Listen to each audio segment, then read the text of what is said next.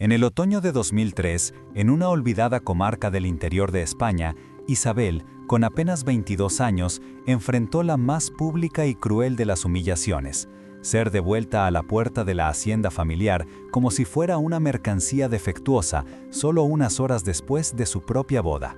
Aquel acto no fue el inicio de su calvario, sino la culminación de años de angustia silenciosa, viendo cómo el legado de su familia, la hacienda de olivos centenarios La Milagrosa, se ahogaba en deudas y se secaba bajo un sol implacable.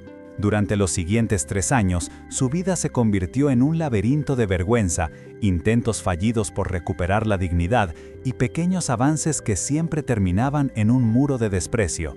La familia lo había perdido casi todo: el respeto de sus vecinos, la mayor parte de sus tierras y cualquier atisbo de esperanza. Vivían como fantasmas en su propia casa, bajo la sombra de la ruina inminente y el juicio constante del pueblo. Isabel, la mujer rechazada, se convirtió en el símbolo viviente de su fracaso, hasta que una decisión, nacida no de la esperanza, sino de la más pura desesperación, lo cambió absolutamente todo, revelando una fortaleza que nadie, ni siquiera ella misma, sabía que poseía.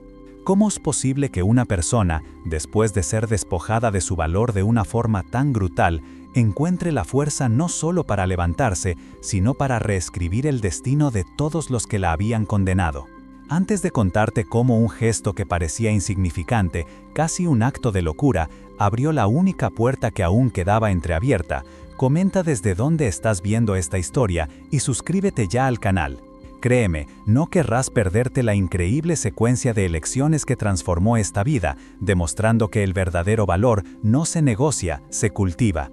El conflicto principal que detonó esta caída libre había comenzado mucho antes de la boda. Se gestó en el despacho de su padre, don Anselmo, un hombre bueno pero superado por las circunstancias. Los libros de cuentas eran un desastre, una hemorragia de números rojos que ninguna cosecha mediocre podía detener. Cada noche, el silencio en la mesa era más denso, cargado de la humillación contenida de un patriarca que veía el trabajo de generaciones deshacerse entre sus dedos.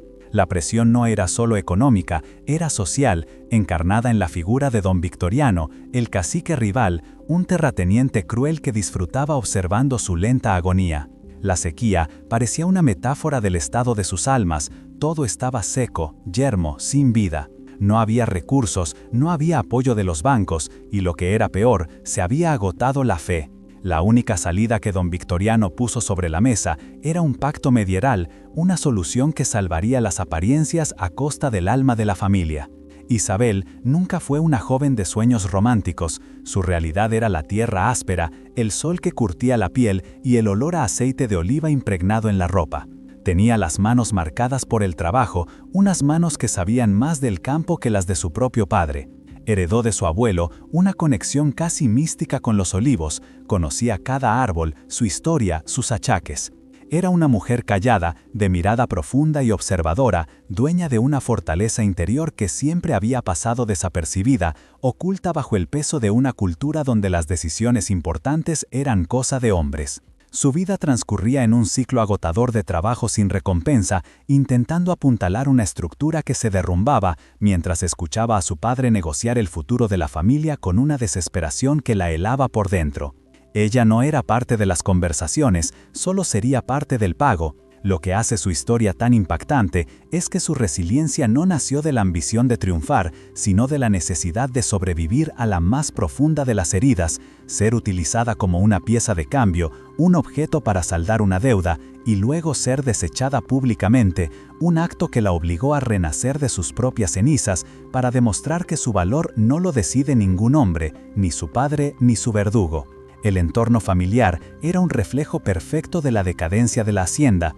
Don Anselmo, su padre, era un hombre aplastado por el peso de un apellido que ya no podía sostener. Amaba a Isabel, pero su orgullo herido y su incapacidad para encontrar soluciones reales lo llevaron a cometer el acto más desesperado: ofrecer a su propia hija en un matrimonio de conveniencia. Su tormento era visible en sus hombros caídos y en su mirada permanentemente perdida en el horizonte, buscando una lluvia que nunca llegaba. La madre de Isabel, una figura ausente emocionalmente, se había refugiado en una resignación piadosa que no ofrecía consuelo, solo silencio. La dinámica familiar estaba rota, no había discusiones, porque para discutir se necesita energía y allí solo quedaba agotamiento. Los lazos se habían convertido en cadenas invisibles de culpa y reproche mudo. La única figura de apoyo real para Isabel era Julián, el viejo capataz, un hombre leal a la memoria de su abuelo. Él era el único que veía más allá de la joven silenciosa, veía la inteligencia y la tenacidad de su antecesor. En secreto, le enseñaba los secretos de la tierra que su padre ignoraba, convirtiéndose en su mentor y en el único ancla en un mar de desesperación. El pueblo, mientras tanto, actuaba como un juez implacable, susurrando primero con lástima y después, tras la humillación, con una crueldad mal disimulada. El acuerdo fue el golpe de gracia. Don Victoriano, en un acto de poder absoluto, propuso perdonar la deuda a cambio de las mejores parcelas de la Milagrosa y la mano de Isabel para su hijo, un joven arrogante y déspota conocido en toda la comarca por su carácter caprichoso. Para don Anselmo era una elección entre dos muertes, la ruina total o el sacrificio de su hija. Eligió la segunda, convenciéndose a sí mismo de que era un mal menor, un acto para salvar el legado familiar. La conversación en la que le comunicó la decisión a Isabel no fue una conversación, sino una sentencia. No hubo gritos ni lágrimas, solo un silencio pesado, el peso de siglos de tradición cayendo sobre los hombros de una joven de 22 años. Isabel aceptó, lo hizo por lealtad, por un amor filial que se sentía como una obligación ineludible, y porque en su mundo las mujeres no tenían el poder de decir no a un destino trazado por los hombres. Sentía que no tenía otra opción. La boda se celebró sin alegría, un mero trámite comercial, pero la humillación definitiva aún estaba por llegar. Horas después, su nuevo marido la devolvió a la puerta de su casa, con la excusa de un desplante inventado, tratándola como a un animal que no cumplía con las expectativas. Don Victoriano aprovechó la ofensa orquestada para romper el pacto, reclamar la deuda de forma inmediata y quedarse con la hacienda por una miseria. La familia no solo estaba en la ruina, estaba sumida en una deshonra pública que parecía insuperable. El día de su devolución, Isabel caminó sola por el sendero polvoriento que llevaba de vuelta a la Milagrosa. Cada paso era un martirio. Sentía sobre ella las miradas curiosas desde las ventanas de las casas del pueblo, oía los murmullos que se convertían en risas crueles a sus espaldas. La vergüenza era una quemadura física, un calor que le subía por el cuello y le incendiaba las mejillas. Por un momento, un pensamiento oscuro cruzó su mente: desaparecer, simplemente caminar hasta que el paisaje la devorara y nadie volviera a saber de ella. Pero entonces, al coronar la última colina, vio los olivos de su abuelo. No los olivos sanos y productivos que codiciaba don Victoriano, sino los más viejos, los retorcidos y nudosos que se aferraban a la parcela más pobre y pedregosa de la finca. Eran árboles que habían sobrevivido a sequías, plagas y al olvido. Al mirarlos, algo dentro de ella hizo clic. La humillación no la había roto, la había endurecido, como la corteza de esos árboles centenarios. La tristeza profunda que la ahogaba comenzó a transformarse en una rabia fría, lúcida y decidida. En ese instante tomó una decisión fundamental.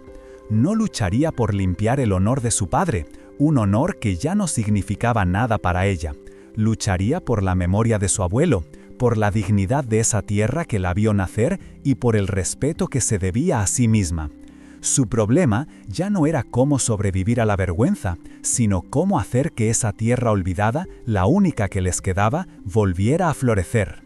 Los días que siguieron a la devolución de Isabel se sumergieron en un silencio denso y pegajoso, un luto sin muerto al que velar.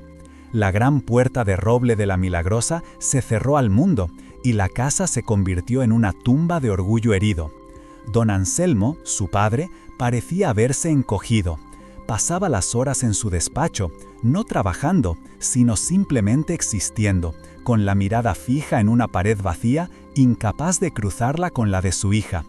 Cada vez que Isabel pasaba cerca, él se tensaba, como si su mera presencia fuera una acusación viviente de su fracaso como padre y como hombre. La culpa lo había paralizado, dejándolo inútil, un fantasma en su propia casa. Su madre, por otro lado, se refugió en un fervor religioso que era más una barrera que un consuelo. Sus días se medían en rosarios, susurrando avemarías en la penumbra de su habitación, creando una distancia sagrada entre ella y la cruda realidad de la deshonra. La injusticia de la situación era palpable en el aire viciado de la casa. La trampa de don Victoriano había funcionado a la perfección, y mientras él celebraba su victoria, ellos, las víctimas, se consumían en una vergüenza que no les correspondía, pero que se había adherido a su piel como a una segunda piel. La rutina diaria se transformó en un ejercicio de evitación. Las comidas eran un suplicio silencioso, el sonido de los cubiertos contra los platos resonando como martillazos en una catedral vacía. Nadie hablaba del futuro, porque el futuro era un abismo. Nadie hablaba del pasado, porque el pasado era una herida abierta.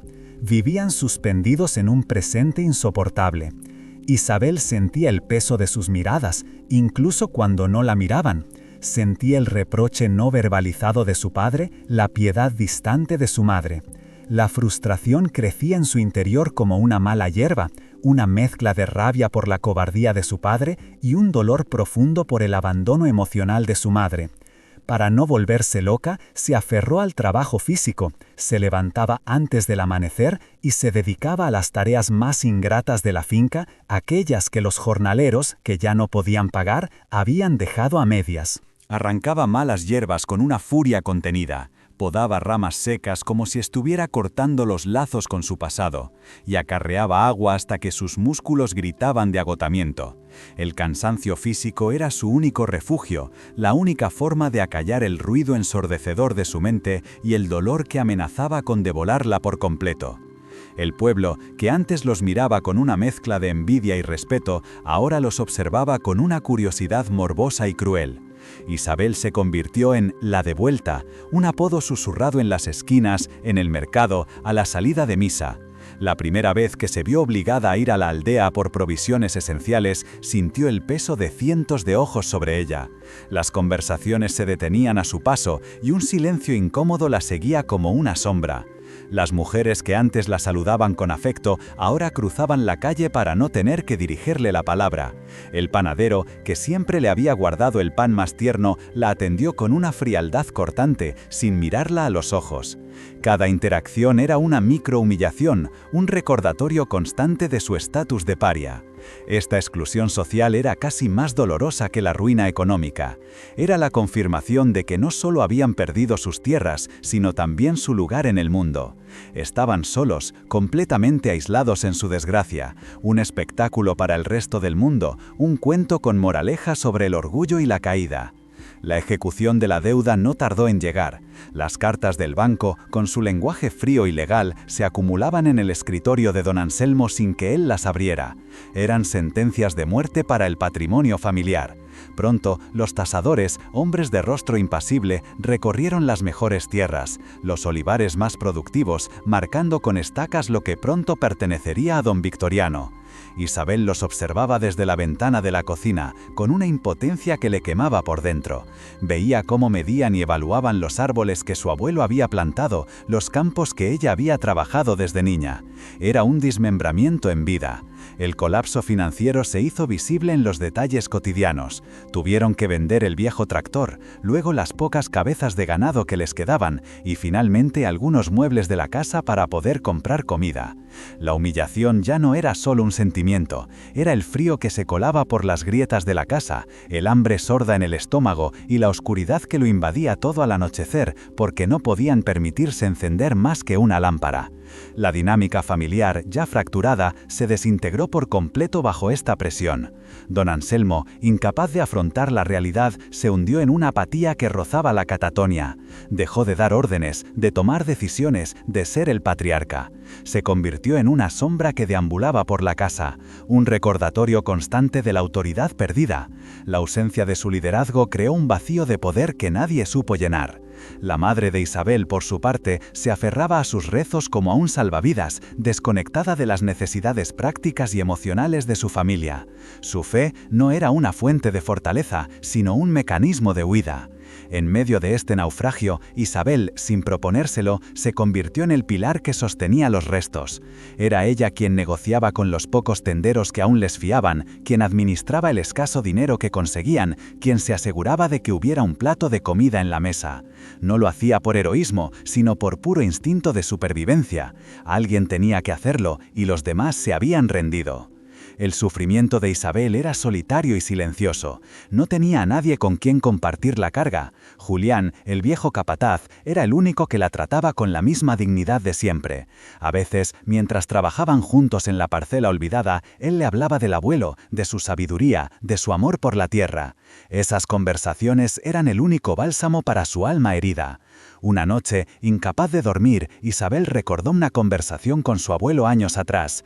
Él le había dicho que el verdadero valor de la Milagrosa no estaba en los olivos grandes y frondosos, sino en los viejos, los que crecían en la tierra más pobre, porque eran los que tenían la memoria de la finca. Esa memoria, una idea casi olvidada, resonó en su mente. ¿Y si la respuesta no estaba en lo que habían perdido, sino en lo que don Victoriano había despreciado? La idea era frágil, casi una locura, pero era la primera luz, por tenue que fuera, en una oscuridad que parecía absoluta. Era el comienzo de un cambio de perspectiva. Dejó de mirar hacia atrás, hacia la humillación, y empezó a mirar hacia abajo, hacia la tierra que pisaba. Fue en una de esas tardes grises, mientras el olor a lluvia y tierra mojada llenaba el aire, cuando la desesperación la empujó a buscar algo, cualquier cosa, que la conectara con un tiempo anterior al desastre. Subió al desván, un lugar prohibido durante años, un santuario de recuerdos que su padre no podía soportar. El aire estaba cargado de polvo y nostalgia. Entre muebles cubiertos por sábanas blancas, como fantasmas del pasado, encontró un viejo arcón de madera de nogal. Pertenecía a su abuelo. Con el corazón latiéndole con fuerza, forzó la cerradura oxidada. Dentro, junto a herramientas de campo y viejas fotografías, había una serie de cuadernos de cuero, gastados por el uso. Eran los diarios de su abuelo. Al abrirlos, el olor a papel viejo y tinta la transportó a otra época. Las páginas estaban llenas de una caligrafía firme, detallando no solo las cuentas de la finca, sino sus observaciones sobre el clima, las plagas y, lo más importante, sus experimentos con una variedad de olivo que él llamaba la resistente.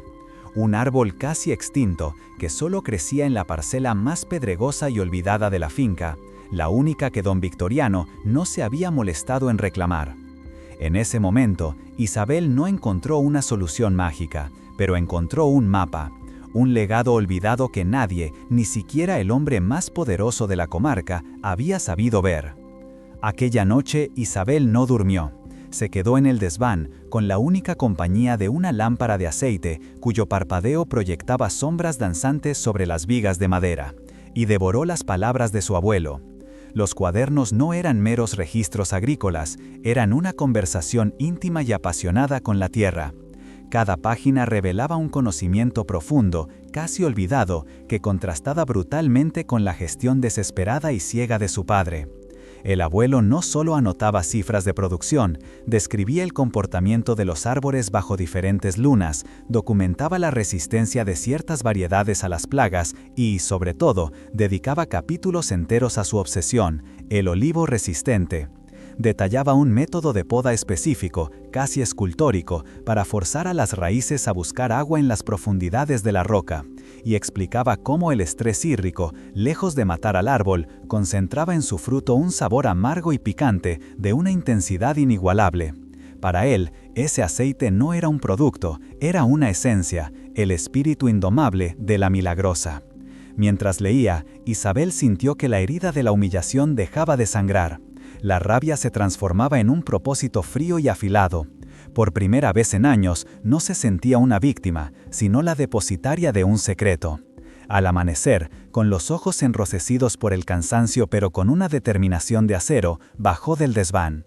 No fue a buscar a su padre, hundido en su letargo, sino que caminó directamente hacia la pequeña casa del capataz, aferrando los cuadernos contra su pecho como si contuvieran la última semilla de esperanza que quedaba en el mundo.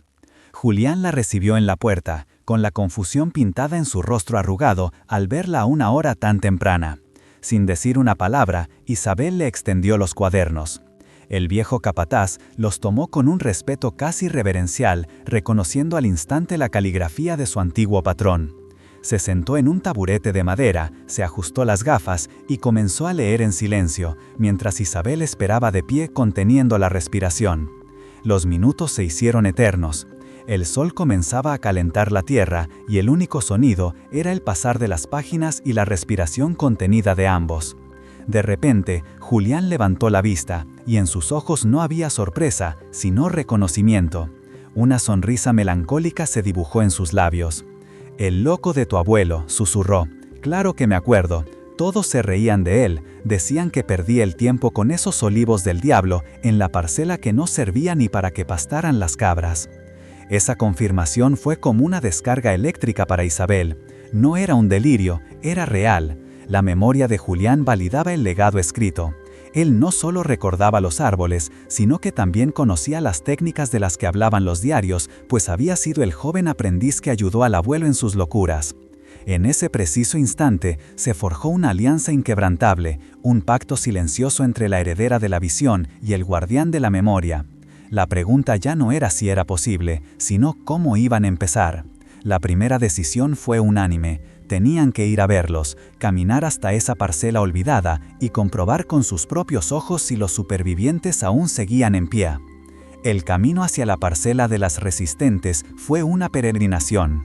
Era la tierra más alejada de la casa principal, un terreno inclinado y pedregoso al que se accedía por un sendero casi borrado por la maleza.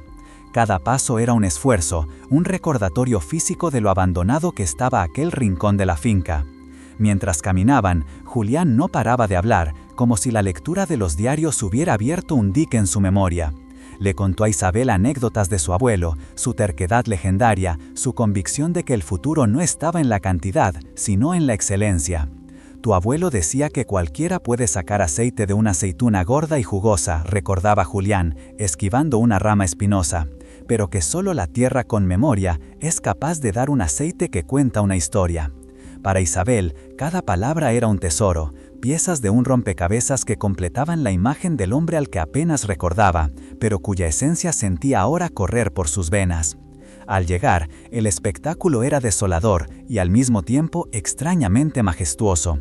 Allí estaban, no más de un centenar de olivos, retorcidos, enanos, con troncos que parecían esculturas de sufrimiento, aferrados a la tierra caliza con una tenacidad desafiante.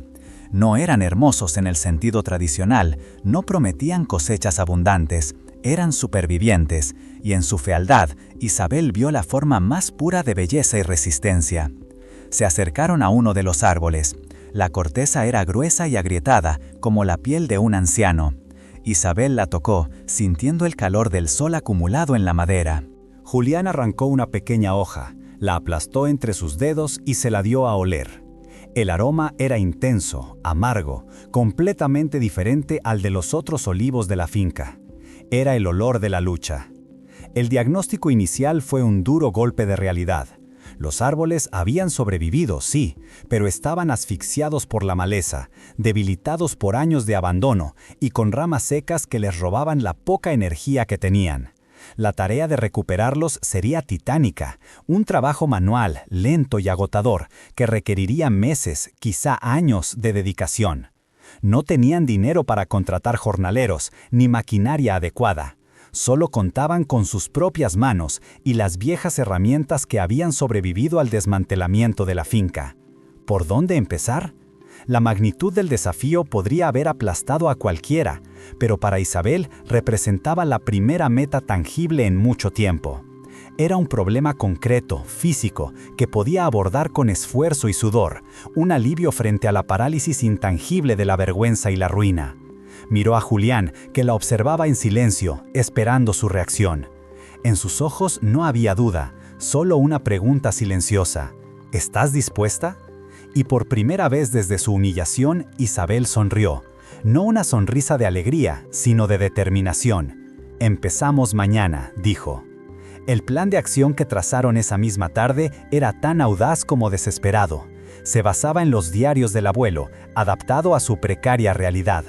La primera fase era la limpieza y la poda la revitalización, un trabajo brutalmente físico. Isabel y Julián se levantaban antes del amanecer, cuando el aire todavía era fresco, y trabajaban sin descanso hasta que el sol del mediodía hacía imposible continuar. Con hachas y serruchos manuales cortaban las ramas muertas. Seguían los esquemas de poda que el abuelo había dibujado con una precisión casi quirúrgica en sus cuadernos. Cada corte era una decisión, un acto de fe en que el árbol respondería. Isabel aprendió a leer la madera, a distinguir una rama enferma de una simplemente dormida, a sentir el flujo de la savia bajo la corteza. Sus manos, ya curtidas por el trabajo, se llenaron de ampollas, que luego se convirtieron en callos, las marcas de su nueva batalla. Su padre los observaba desde la lejanía de una ventana, una figura patética y silenciosa. No entendía qué hacían, por qué malgastaban sus últimas fuerzas en un pedazo de tierra inútil. En su mente, derrotada, aquello era solo otra forma de locura, el último estertor de una familia condenada. Su pasividad era un obstáculo más, una presencia que drenaba la energía y la esperanza. La presión financiera, mientras tanto, no daba tregua. Las deudas seguían acumulándose, y los pocos acreedores que quedaban empezaban a perder la paciencia. Una tarde, el cartero trajo una notificación que lo cambió todo. El aviso final de la subasta de La Milagrosa. Tenían exactamente 6 meses para saldar la deuda principal, o lo perderían todo, incluyendo la casa y esa parcela olvidada que se había convertido en su único proyecto de futuro. La noticia cayó como una losa en la casa. La madre de Isabel intensificó sus rezos, pidiendo un milagro que no llegaba. Don Anselmo se encerró en su despacho y por primera vez en meses se le oyó sollozar, un sonido roto y avergonzado. Para Isabel, sin embargo, el plazo no fue una sentencia de muerte, sino un catalizador. 6 meses. Ya no tenían tiempo para una recuperación lenta y orgánica. Necesitaban un resultado, algo tangible que presentar antes de que el martillazo del subastador cayera. La presión transformó su determinación en una urgencia febril. Sabía que recuperar los olivos no sería suficiente. Necesitaban producir aceite, un aceite tan extraordinario que pudiera cambiar su destino en un solo instante. El plan del abuelo ya no era solo un homenaje a su memoria, era su única y última oportunidad de supervivencia. Con el reloj en su contra, Isabel tomó una decisión que le enfrentó directamente con su padre. Necesitaban dinero, aunque fuera una cantidad mínima, para comprar lo indispensable, algunas herramientas, bidones para el aceite y sobre todo pagar el análisis químico de las primeras aceitunas para saber si la calidad era la que esperaban. El único bien de valor que les quedaba aparte de la casa era un conjunto de joyas de su bisabuela, guardadas en una caja de seguridad en el banco del pueblo. Eran el último vestigio del antiguo esplendor de la familia, un símbolo que su padre se negaba a tocar. La conversación fue la primera confrontación real que tenían en meses. Don Anselmo se opuso con una vehemencia que Isabel no le había visto en años, argumentando que era una profanación, que era lo último que les quedaba de su linaje. Pero Isabel ya no era la joven sumisa que había aceptado un matrimonio forzado. Lo miró a los ojos con una frialdad que lo desarmó y le dijo: «El linaje no vive en unas piedras guardadas en la oscuridad, vive en la tierra. O me das la llave o encontraré la forma de abrir esa caja yo misma». No fue una amenaza, fue una declaración de intenciones. Esa noche, la llave apareció sobre la mesa de la cocina. Fue una rendición, el primer reconocimiento, aunque tácito, de que el liderazgo de la familia había cambiado de manos.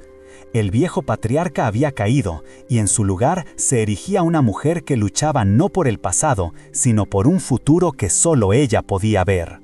El viaje a la ciudad para vender las joyas fue un acto de profanación silenciosa y necesaria. Isabel no sintió pena, sino una fría resolución. Sostenía la caja de terciopelo raído en su regazo como si contuviera un corazón que aún latía, el último pulso de un pasado glorioso que ya no servía para nada. El joyero, un hombre de ojos pequeños y manos rápidas, examinó las piezas con una lupa, su indiferencia profesional siendo más hiriente que cualquier desprecio. desmontó los pendientes de su bisabuela, pesó el oro y valoró las piedras con una frialdad que convertía la historia familiar en una mera transacción comercial. La cantidad que ofreció fue decepcionante, una fracción de lo que habían imaginado, pero era todo lo que tenían. Isabel aceptó sin regatear. No había espacio para el orgullo. De vuelta a casa, con el fajo de billetes guardado en el bolsillo interior de su chaqueta, sintió el peso de la responsabilidad. Ese dinero no era una solución, era apenas una herramienta, una bala en un cargador con un solo disparo. Esa noche, ella y Julián se sentaron a la luz de una lámpara de aceite, extendiendo el dinero sobre la mesa de la cocina. Cada billete fue asignado con un cuidado extremo. Una parte para reparar la vieja bomba de agua, otra para comprar una sierra de poda de calidad, algo para combustible y, la partida más importante, el dinero reservado para el análisis del aceite. No había margen de error. Cada céntimo era una gota de sudor futura, una apuesta a ciegas en un juego que estaban obligados a ganar. Comenzaron el trabajo siguiendo los diarios del abuelo al pie de la letra, como si fueran un texto sagrado. La primera tarea era restaurar el precario sistema de riego por goteo que el anciano había diseñado décadas atrás. Era una red de tuberías viejas y canales excavados a mano que serpenteaban por la ladera. Pasaron semanas limpiando los conductos, reemplazando las secciones rotas con trozos de metal que encontraban en el cobertizo y reparando la bomba de agua con piezas de segunda mano.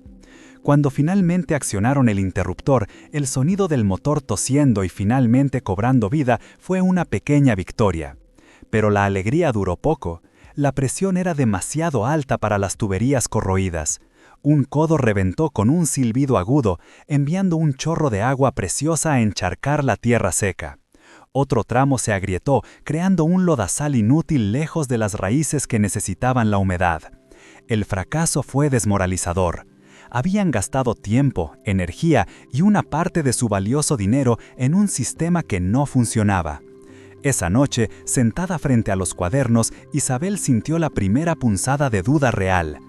¿Y si su abuelo se había equivocado? O peor aún, ¿y si el mundo había cambiado tanto que sus conocimientos ya no eran aplicables? La tierra estaba más seca, el sol era más implacable. Se dio cuenta de que no bastaba conseguir las instrucciones, tenía que entender los principios que había detrás de ellas y adaptarlos a una nueva y más dura realidad. La frustración de Isabel no la paralizó, sino que la obligó a pensar de una forma diferente. Dejó de ver los diarios como un manual de instrucciones y empezó a tratarlos como una conversación con su abuelo.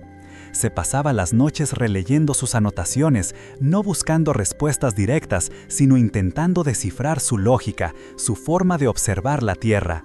Se dio cuenta de que el anciano no imponía soluciones, sino que respondía a lo que los árboles le decían. Armada con esta nueva perspectiva, Isabel y Julián abandonaron la idea de reparar el viejo sistema de riego. En su lugar, idearon un plan mucho más laborioso, pero más eficiente, basado en la creación de pequeñas pozas individuales alrededor de cada olivo, excavadas a mano para capturar y retener la escasa agua de la bomba, permitiendo que se filtrara lentamente hacia las raíces más profundas. Fue un trabajo de esclavos. Durante semanas, sus días consistieron en picar la tierra dura, acarrear piedras para reforzar los bordes y canalizar el agua cubo a cubo. Un día, mientras regaba uno de los árboles más retorcidos, notó algo. En la punta de una rama que parecía muerta, un brote minúsculo, de un verde casi fosforescente, se abría paso. Se acercó sin atreverse a tocarlo. Era una señal de vida, una respuesta. Llamó a Julián y ambos se quedaron mirando aquel pequeño milagro en silencio. No era una cosecha, no era dinero, pero era la prueba irrefutable de que no estaban locos. Era la confirmación de que la vida, por muy arrinconada que estuviera, seguía luchando por salir. Esa pequeña hoja verde les dio la fuerza para seguir cavando durante un mes más. A medida que los olivos empezaban a mostrar signos de recuperación, la noticia de la locura de Isabel se extendió por el pueblo como un reguero de pólvora. La gente, que ya la había condenado al ostracismo, ahora la miraba con una mezcla de lástima y burla. La veían pasar cubierta de polvo y sudor y susurraban a sus espaldas. Don Victoriano, sintiéndose magnánimo en su victoria, se deleitaba con el rumor. En la taberna se reía a carcajadas, llamándola la hechicera de los palos secos, y pronosticaba que la única cosecha que recogería sería la de la vergüenza. Esta humillación constante era una prueba de fuego para la determinación de Isabel. Cada viaje al pueblo en busca de provisiones era un calvario de miradas de soslayo y silencios acusadores. Pero algo en ella había cambiado fundamentalmente. La vergüenza que antes la quemaba por dentro se había transformado en una coraza. El desprecio de los demás ya no la definía, al contrario, alimentaba su obstinación. Se dio cuenta de que su lucha ya no era solo por la tierra o por su familia, sino por su propia identidad. Se estaba forjando a sí misma en el yunque del trabajo duro y la indiferencia del mundo. La soledad se convirtió en su aliada, permitiéndole concentrarse con una intensidad casi monacal. El ruido exterior dejó de importarle. Su mundo se había reducido a la tierra, los árboles, los cuadernos de su abuelo y la lealtad silenciosa de Julián. El resto era solo un eco lejano de un mundo que ya no le pertenecía y al que no tenía ninguna intención de volver. Justo cuando un optimismo cauteloso comenzaba a echar raíces, la naturaleza les recordó su fragilidad. Una plaga de mosca del olivo, inusualmente virulenta para esa época del año, se abatió sobre la comarca. Los olivares de los grandes terratenientes, protegidos por fumigaciones químicas, apenas sufrieron. Pero los árboles de Isabel, debilitados por años de abandono, eran el blanco perfecto. En cuestión de días, las pocas y diminutas aceitunas que habían empezado a formarse aparecieron picadas, con manchas oscuras que anunciaban la podredumbre interior. Fue un golpe devastador que amenazaba con destruir el trabajo de meses. Julián, por primera vez, pareció abatido. «Contra esto no podemos luchar, niña», dijo, con la voz rota por la impotencia. Pero Isabel se negó a rendirse. Se sumergió de nuevo en los diarios de su abuelo, buscando frenéticamente alguna referencia a las plagas. Y la encontró. En un capítulo casi olvidado, el anciano describía remedios naturales, trampas caseras hechas con vinagre y fosfato y una técnica de poda sanitaria para eliminar las ramas infectadas antes de que la plaga se extendiera. No tenían nada que perder. Durante las siguientes 2 semanas, su rutina se convirtió en una guerra biológica a pequeña escala. Se levantaban de madrugada para colocar cientos de trampas improvisadas y pasaban el día podando con una precisión de cirujano, quemando las ramas enfermas al anochecer. Fue una batalla agotadora y casi desesperada, librada árbol por árbol, rama por rama, contra un enemigo invisible. La lucha contra la plaga fue una victoria pírrica. Lograron salvar una parte de la incipiente cosecha, pero muchas aceitunas se perdieron. Las que quedaron eran feas, pequeñas y de aspecto enfermizo. Cualquier otro agricultor las habría dado por perdidas, pero para Isabel representaban la supervivencia. Con un cuidado infinito, recogieron a mano cada una de las aceitunas sanas. No llenaron más que un par de cestos, una cantidad ridícula que habría provocado la risa de cualquier olivarero.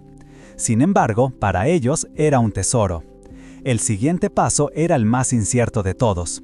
Utilizando una pequeña prensa manual que Julián había restaurado, extrajeron el aceite. El líquido que brotó no era abundante, pero tenía un color verde intenso y un aroma penetrante que llenó el pequeño cobertizo. Isabel llenó una pequeña botella de muestra con el primer aceite de las resistentes. Al día siguiente, hizo el largo viaje en autobús hasta la capital de la provincia. Encontró un laboratorio de análisis agronómico y con manos temblorosas entregó la muestra y pagó la tarifa con una parte importante del dinero que les quedaba. El técnico le dijo que los resultados tardarían una semana. Esa semana fue la más larga de su vida. La espera era una tortura. Cada día la duda la asaltaba. ¿Había sido todo un esfuerzo inútil? ¿Estaban apostando su último aliento de esperanza en la fantasía de un anciano y en un puñado de aceitunas malogradas? La incertidumbre era un peso físico que apenas la dejaba respirar. El sobre llegó una mañana con el correo ordinario. Tenía un aspecto anodino, oficial, sin ninguna indicación de la sentencia que contenía en su interior. Isabel lo llevó a la cocina, con el corazón martilleándole en el pecho. Julián se quedó a su lado, sin decir palabra, secándose las manos sudorosas en el pantalón. Con los dedos entumecidos, Isabel rasgó el papel. Dentro había una sola hoja, llena de números, gráficos y terminología química que a primera vista parecía indescifrable. Buscó la línea que le habían indicado en el laboratorio, índice de acidez. El valor era 0.12%, un nivel de perfección casi imposible, muy por debajo del 0.8% exigido para la categoría Virgen Extra. Sus ojos saltaron a otra columna, contenido en polifenoles. La cifra era tan extraordinariamente alta que pensó que era un error de imprenta. Esos polifenoles eran los responsables del sabor amargo y picante, los antioxidantes naturales que conferían al aceite sus propiedades únicas y su extraordinaria durabilidad. No era solo aceite, era, como había predicho su abuelo, una esencia, un concentrado de pura resistencia. Le leyó los resultados a Julián, traduciendo los números a un lenguaje que ambos podían entender. Calidad, pureza, singularidad. En ese momento, el cansancio de meses se desvaneció, reemplazado por una oleada de euforia y claridad. Ya no estaban luchando a ciegas, tenían en sus manos un producto de clase mundial. El plan cambió instantáneamente, olvidaron la idea de vender localmente. Con una cosecha tan pequeña, la única estrategia posible era apuntar a lo más alto. Isabel miró el calendario.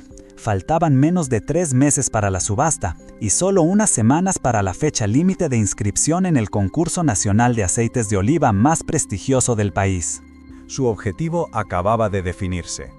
La inscripción en el concurso nacional fue un acto de fe ciega, un último lanzamiento de dados sobre un tablero en el que ya habían perdido todas las fichas. Isabel preparó el envío con la meticulosidad de un artesano que pule su obra maestra. No era solo una botella de aceite, era la destilación de meses de sudor, de espaldas rotas y de una esperanza casi irracional. Envolvió la botella en un paño de lino, la colocó en una caja de madera que Julián había fabricado con restos de un viejo mueble y rellenó los formularios con una caligrafía temblorosa pero firme. Cada casilla, cada descripción del producto era un desafío. ¿Cómo describir en un lenguaje técnico el sabor de la resistencia, el aroma de la memoria? Gastó una parte considerable de su escaso dinero en el envío certificado, sintiendo, al entregar el paquete en la oficina de correos, que estaba soltando la única tabla de salvación que le quedaba en medio de un océano embravecido. En casa, la atmósfera era de una resignación casi fúnebre. Su padre la veía moverse con una mezcla de pena y desconcierto, convencido de que su hija se aferraba a un espejismo para no afrontar la inminencia del final. Su madre, por su parte, encendía velas a todos los santos, pidiendo una intervención divina que parecía cada vez más improbable. Isabel estaba sola en su convicción, una soledad que ya no le pesaba, pues se había convertido en el combustible de su determinación. No esperaba un milagro, solo una oportunidad, una única rendija por la que pudiera colarse la luz. Los días que siguieron fueron una tortura de silencio y espera. El calendario avanzaba implacable, cada hoja arrancada un paso más hacia el abismo de la subasta. La vida en La Milagrosa se había detenido. Nadie hablaba del futuro, nadie se atrevía a hacer planes más allá del día siguiente. El trabajo en la parcela de los olivos continuaba, pero ahora tenía un aire de urgencia desesperada, como si intentaran acumular méritos ante un Dios indiferente. Julián, siempre estoico, mostraba la tensión en la forma en que apretaba la mandíbula mientras podaba. Isabel, por su parte, se refugiaba en el agotamiento físico para no pensar. Pero por las noches, la incertidumbre la asaltaba, susurrándole al oído que todo había sido en vano. La noticia de su participación en el concurso se había filtrado en el pueblo, convirtiéndose en el chiste del momento. Don Victoriano se paseaba por la plaza, pregonando con sorna que la niña de Anselmo ahora pretendía vender aceite de fantasmas. Su arrogancia era la sal en la herida abierta de la familia. Finalmente, llegó el día señalado en la notificación, el día de la subasta. Se levantaron en la oscuridad, se vistieron con sus mejores ropas que ahora les quedaban grandes y olían a naftalina y se prepararon para asistir al funeral de su propio legado. No había lágrimas, solo una calma helada, la quietud que precede a la catástrofe. La sala de subastas del juzgado comarcal era un espacio frío e impersonal, con paredes de un color beige desvaído y un olor a papel viejo y desesperanza. El ambiente era tenso, cargado de la electricidad estática de las tragedias ajenas. Isabel, su padre y Julián se sentaron en la última fila, 3 figuras encogidas, invisibles para el resto. Don Victoriano, en cambio, ocupaba la primera fila, flanqueado por su abogado, con una sonrisa de suficiencia que no intentaba disimular. Se sentía el dueño del mundo, el rey de un tablero donde todas las piezas eran suyas. El subastador, un funcionario de rostro aburrido, leyó la descripción de la finca La Milagrosa, con una voz monótona que despojaba a la tierra de toda su historia, reduciéndola a un mero número de expediente y a una cifra de salida. Hubo un par de ofertas simbólicas de agricultores locales que quizás sentían una punzada de lástima, pero que no podían competir. Entonces, don Victoriano levantó la mano con un gesto teatral. Su oferta era apenas €1 por encima de la deuda, una humillación final, una demostración de poder absoluto. El subastador miró a la sala. ¿Nadie más?, preguntó, su voz resonando en ese silencio sepulcral. Don Anselmo cerró los ojos esperando el golpe de gracia. A la 1, a las 2, comenzó el funcionario, levantando el pequeño mazo de madera. El sonido de ese martillo a punto de caer era el fin de todo. Y entonces, en el instante exacto en que el mazo iniciaba su descenso final, la puerta de la sala se abrió con brusquedad. Entró un joven agitado, un empleado del juzgado, que buscó con la mirada a Isabel. «Señorita», dijo, con la voz entrecortada por la carrera, «una llamada para usted. Es urgente, de Madrid. Insisten en que es de vida o muerte». El subastador se detuvo, el mazo suspendido en el aire, visiblemente molesto por la interrupción. Don Victoriano lo fulminó con la mirada, furioso por el retraso en su coronación. Isabel, confundida, se levantó y siguió al joven hasta un despacho contiguo. Al otro lado de la línea, la voz de un hombre enérgica y profesional se presentó como el presidente del jurado del Concurso Nacional de Aceites. «Disculpe que la llame de esta forma tan poco ortodoxa, señorita», dijo el hombre, «pero acabamos de anunciar los resultados y la prensa está como loca. No sé qué clase de brujería hace usted con sus olivos, pero le informo de que ha ganado, no solo en su categoría, ha ganado el Gran Premio de Oro, la mejor puntuación de la historia del certamen». Isabel se quedó sin aliento. Las palabras no tenían sentido. Tuvo que pedirle que lo repitiera. Él lo hizo, añadiendo detalles. Los jueces lo habían calificado de milagro líquido, un aceite con una complejidad y una persistencia nunca antes catadas. Colgó el teléfono y se quedó de pie en mitad de aquel despacho polvoriento, sintiendo cómo el suelo bajo sus pies dejaba de temblar para volverse, por primera vez en años, absolutamente sólido. Cuando Isabel regresó a la sala, su rostro había cambiado. La palidez de la derrota había sido reemplazada por un brillo de incredulidad y una determinación de acero. Caminó lentamente hacia el subastador.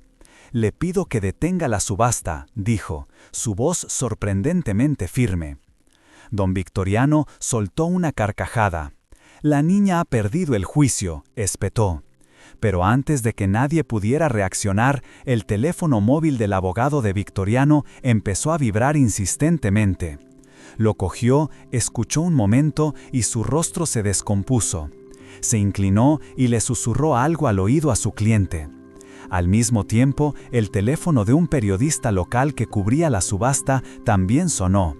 La noticia, liberada desde Madrid, viajaba a la velocidad de la luz. En cuestión de segundos, la información se extendió por la sala en un murmullo creciente que se convirtió en un clamor de asombro.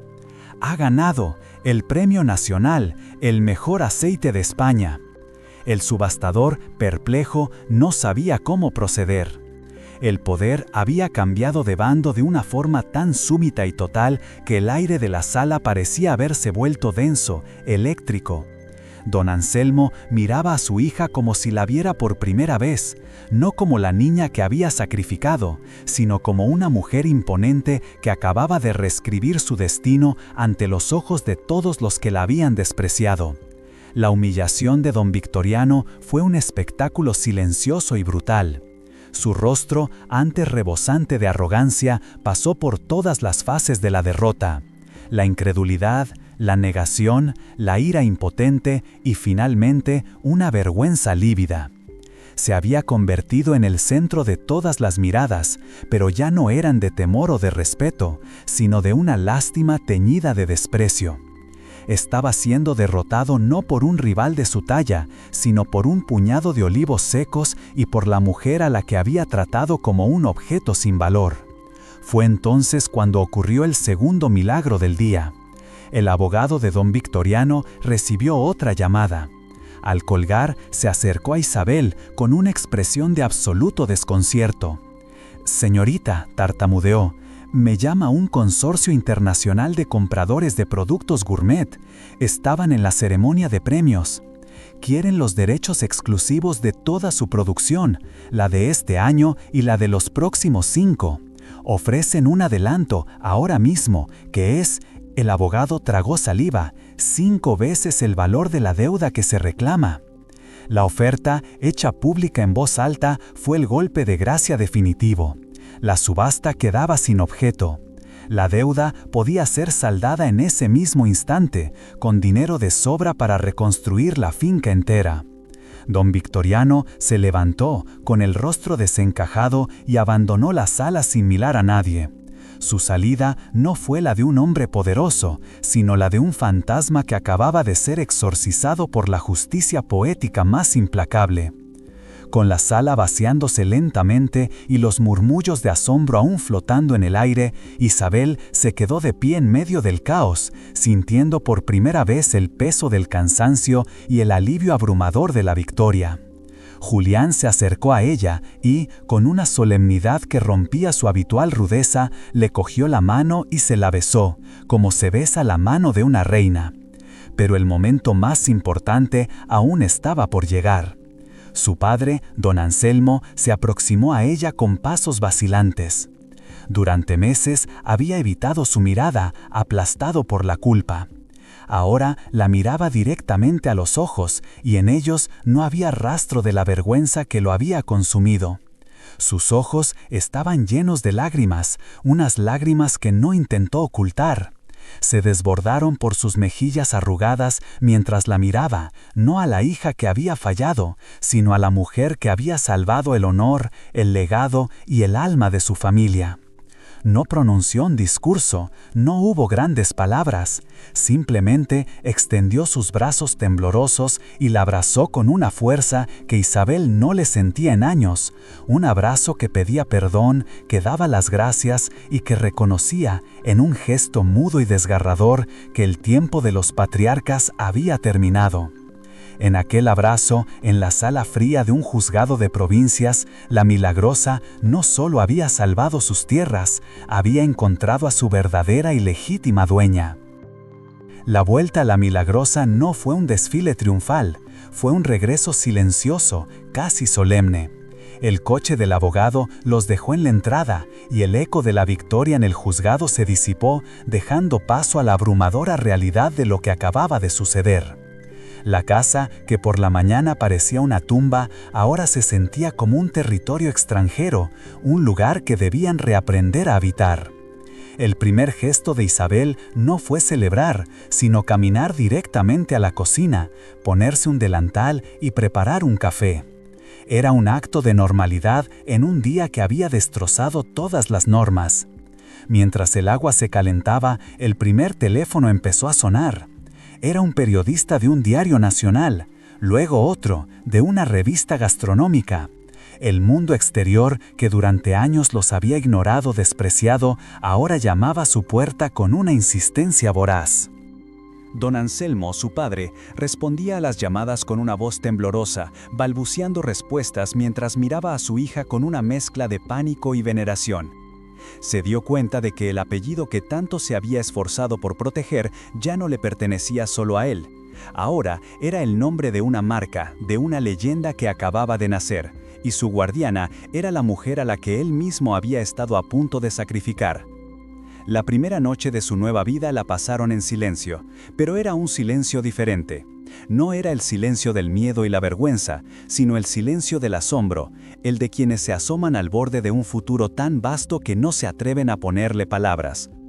La firma del contrato con el consorcio internacional se llevó a cabo una semana después, no en un despacho de la ciudad, sino en la mesa del comedor de la Milagrosa. Fue una exigencia de Isabel. Quería que aquellos hombres de trajes caros vieran la tierra de la que procedía el milagro, que olieran el polvo del camino y sintieran el sol en la piel. Con la primera transferencia del adelanto, la transformación de la finca comenzó de inmediato, pero no de la forma que todos esperaban. Isabel no compró coches nuevos ni restauró la fachada con lujos ostentosos. Su primera inversión fue en la tierra. Contrató a un agrónomo para analizar el suelo de la parcela de las Resistentes y, siguiendo sus recomendaciones, inició un meticuloso programa de recuperación orgánica. Compró la mejor maquinaria de prensado en frío de Italia, pero la instaló en el viejo cobertizo, junto a la prensa manual de su abuelo como un recordatorio de sus orígenes. Contrató a un pequeño equipo de trabajadores, no a los jornaleros de siempre, sino a jóvenes de la comarca que, como ella, habían sido subestimados, ofreciéndoles no solo un salario justo, sino una participación en el proyecto. La Milagrosa dejó de ser una hacienda que se aferraba al pasado para convertirse en un laboratorio de futuro, un lugar donde la sabiduría ancestral de los diarios del abuelo se fusionaba con la tecnología más avanzada, todo bajo la dirección de una mujer que tomaba cada decisión con una mezcla de instinto, inteligencia y un profundo respeto por el legado que ahora estaba en sus manos. La dinámica familiar se reconfiguró por completo, de una forma lenta y a veces torpe. Don Anselmo, liberado del peso de la deuda y de la responsabilidad del liderazgo, encontró un nuevo propósito.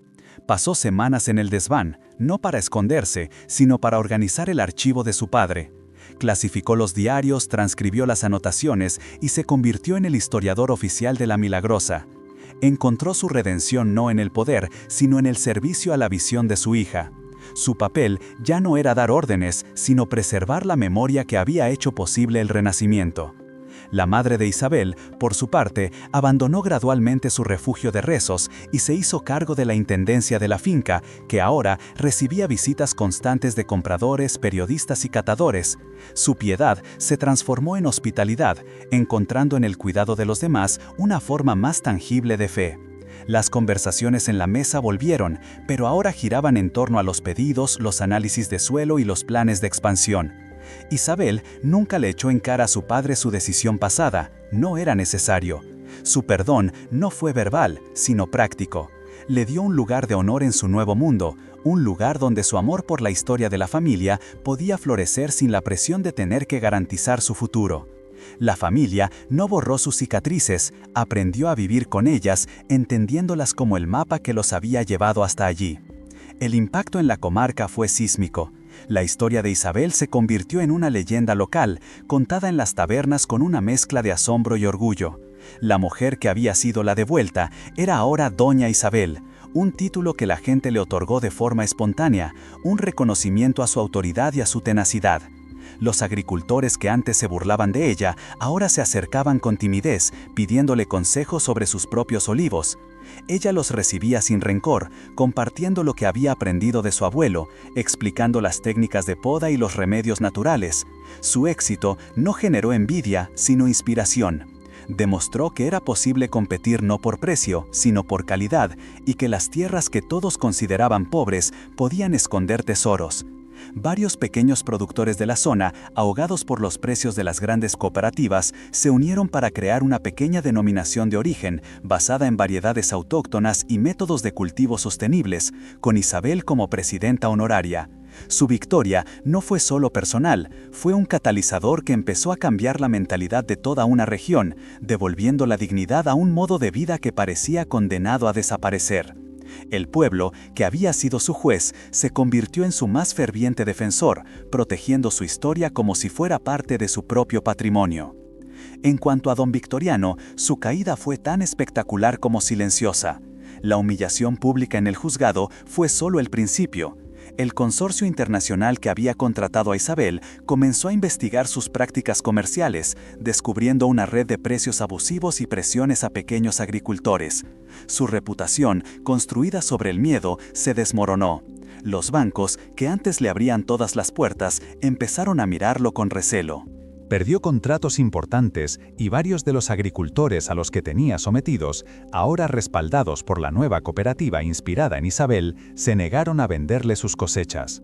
Su imperio no se derrumbó con un estruendo, sino que se fue erosionando lentamente, como una roca carcomida por el agua. Isabel nunca buscó la venganza. De hecho, cuando le preguntaban por él, su respuesta era siempre la misma: «No tengo tiempo para pensar en eso, mis olivos me necesitan». Su indiferencia fue el castigo más cruel. Al negarle su atención, le negaba su existencia como rival, reduciéndolo a una anécdota irrelevante de su pasado. Estableció un límite inquebrantable, no con muros, sino con trabajo y propósito. Su victoria no consistió en destruir a su enemigo, sino en construir un mundo tan próspero y lleno de vida que él, simplemente, no tenía cabida en él. Los años que siguieron consolidaron el legado de La Milagrosa. La finca se convirtió en un referente mundial del aceite de oliva de autor, un producto de lujo que se servía en los mejores restaurantes de París a Tokio. Isabel viajó, dio conferencias y recibió premios, pero su verdadero santuario seguía siendo aquella parcela pedregosa donde todo había comenzado. Cada tarde, sin importar lo ocupada que estuviera, dedicaba 1 hora a caminar entre sus olivos retorcidos, tocando sus cortezas, comprobando el estado de los brotes. Allí no era la empresaria de éxito, sino la nieta de un visionario, la heredera de un secreto susurrado por la tierra. Encontró una paz profunda, no en la ausencia de problemas, sino en la certeza de saber quién era y a dónde pertenecía. Su historia no era un cuento de hadas con un final feliz, sino el testimonio real de que la verdadera fortaleza no reside en evitar las caídas, sino en la capacidad de echar raíces en el lugar exacto donde te han arrojado. Ese día, bajo el sol que ahora bendecía sus campos, todos comprendieron que a una mujer se le puede arrebatar todo, salvo el valor que ella misma decide darse cuando se aferra a sus raíces. Hoy, La Milagrosa ya no es solo el nombre de una finca, es un símbolo. Quienes la visitan no encuentran el lujo ostentoso que cabría esperar de una marca de élite, sino algo mucho más valioso, un legado vivo. El viejo cobertizo donde se prensaron las primeras aceitunas de la Victoria se ha conservado intacto, con la pequeña prensa manual de su abuelo expuesta como una reliquia sagrada. Justo al lado, en una instalación moderna y sostenible, la maquinaria más avanzada del mundo extrae el aceite con una precisión que honra la calidad de cada fruto. Pero el verdadero corazón de la finca no está en la tecnología, sino en las personas. Isabel ha creado una escuela de formación para jóvenes agricultores, enseñándoles no solo las técnicas de su abuelo, sino una filosofía de trabajo basada en el respeto por la tierra y la paciencia. Los fines de semana, las puertas se abren a visitantes de todo el mundo, que no vienen solo a comprar aceite, sino a escuchar una historia. Caminan por la parcela de las resistentes, tocan la corteza de esos olivos centenarios y entienden que lo que están probando no es un alimento, sino el sabor de la resiliencia.